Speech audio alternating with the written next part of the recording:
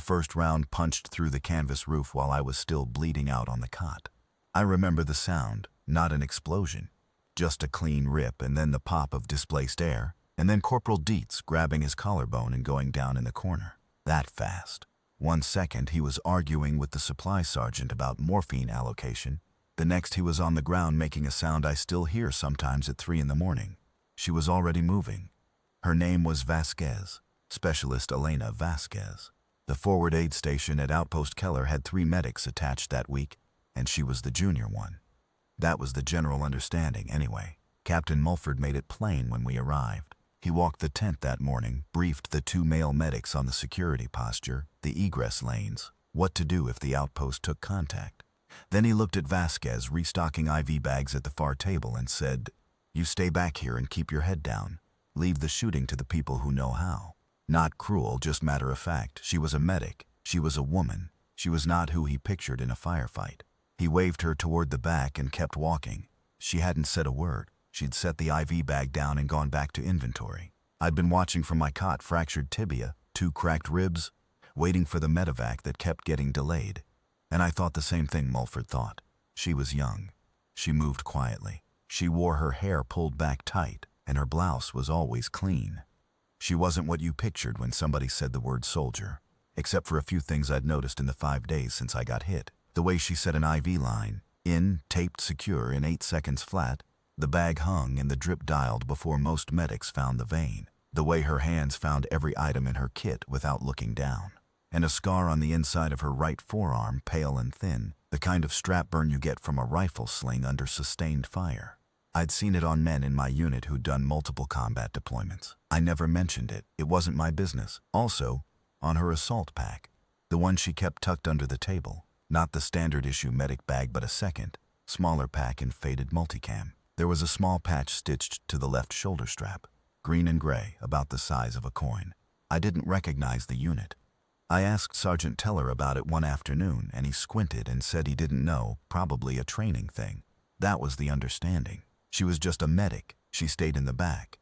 The understanding lasted until the morning Outpost Keller got overrun. When that first round came through the roof, she was at my cot in 4 steps. She checked Dietz in the corner, glanced at the wound, called it non-arterial, pressed a compress into his hand, and told him to hold it firm. And then she did something that I have spent a year trying to describe to people who weren't there. She went to the tent flap, pulled it back 2 inches, and looked out.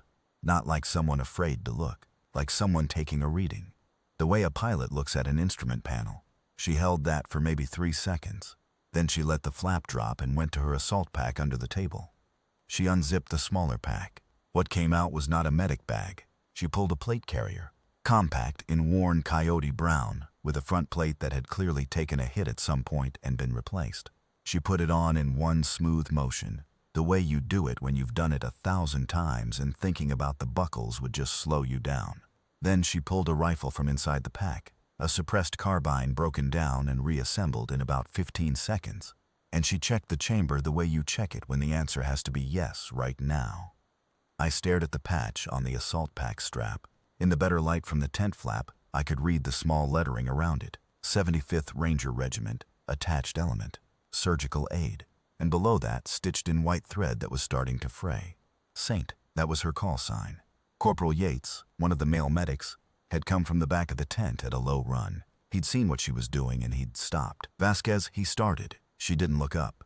"Yates, you take the 2 critical cases and get them flat on the floor along the north wall. Stay low. You do not come to this door." Her voice was completely level, not hard, not angry, just certain the way a surgeon is certain mid-procedure. "I need you in here." Yates stood frozen for a moment. Then he nodded and went. She went to the door.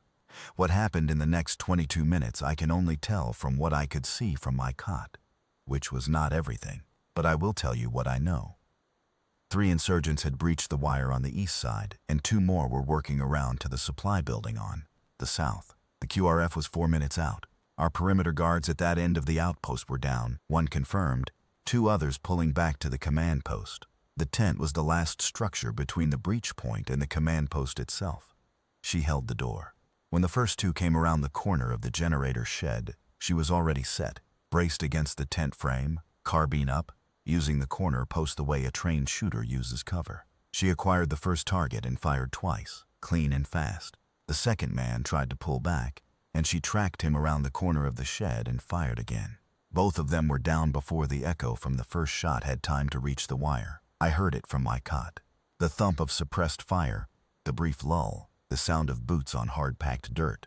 Then she was back at the door and I could see her through the gap. Not panicked, not raging, not burning through rounds at shadows. Controlled. She moved to a secondary position along the tent wall when the angle changed. She called out a position estimate on the radio attached to her plate carrier, and when the third insurgent came around the generator shed at a run, she put him down with one shot from a kneeling position at a range I later paced, off at roughly 60 meters. Between the second and third contact, she was back inside for 90 seconds. She changed Dietz's compress because the first one had soaked through.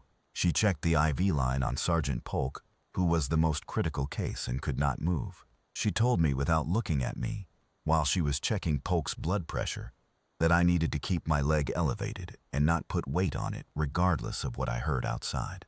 I said, "Yes, ma'am." I had not meant to call her ma'am. It came out before I thought about it. She didn't react. She went back to the door. The QRF arrived at the 4-minute mark, 6 men, Lieutenant Garza in front, coming through the main gate at a run. They pushed toward the breach point and linked up with the perimeter guards who had pulled back, and Garza radioed ahead to the tent asking for a status. The voice that answered him on the command net was hers, calm and exact. 3 enemy down east of the generator shed, no further movement on the south approach, 2 ambulatory wounded in the tent plus 3 non-ambulatory. She had eyes on the wire. Garza's reply came back after a pause. "Copy that. Who is this?" She said her call sign once. "Saint." There was another pause. Longer. I don't know what Garza pulled up on his tablet after the fight. I know what I saw when he came through the tent door 12 minutes later. After the breach was clear, the perimeter reset, the medevac finally inbound. A no-nonsense lieutenant, mid-30s, 2 combat patches, not a man for small talk. He looked at Vasquez, back at the table doing a wound assessment on Dietz, and he stopped walking. Captain Mulford came in behind him, the same captain who had waved her to the back that morning.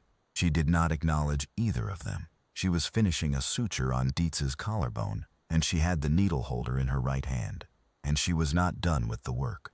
Mulford looked at the suppressed carbine leaning against the tent post. He looked at the plate carrier on the table. He looked at the 3 sets of boots visible through the tent door, past the generator shed, still and without motion in the late morning dirt. He did not say anything for a long time. When Vasquez finished the suture and clipped it, she set the needle holder down and stripped the gloves and turned to face them. She looked at Mulford. She looked at Garza. Her expression was composed, the same expression she'd worn all morning, not waiting for anything from them. Nobody said, "Just a medic." Nobody said anything for a moment that stretched long enough to feel like a statement in itself. Then Garza nodded once, a short, deliberate nod, the kind that stands in for a lot of words, and said, "Good work." He went back out. Mulford stood there a moment longer. He looked at her the way a man looks at something he thought he understood and now has to reconsider from the beginning. Then he picked up her plate carrier from the table and set it carefully within reach of where she was standing. He went out without speaking. She turned back to her table and began laying out the instruments for Sergeant Polk's assessment. That was it. No ceremony, no speech. 3 enemy down, the tent still standing, every patient in it still alive. I watched her work from my cot, leg elevated the way she told me, and I thought about the patch I'd noticed 5 days ago and hadn't known how to read, and about what a call sign really is. Not a radio identifier, but a record. The compressed history of every hour a person put in before the name meant anything. Saint. I thought about why they called her that. I've been home 11 months now. The leg healed straight, the ribs healed faster. What hasn't changed is the thing I learned flat on my back on that cot, that I watched a woman hold a door while she kept my blood inside me, and that the only people who didn't know she could do both were the ones who'd told her to stay in the back.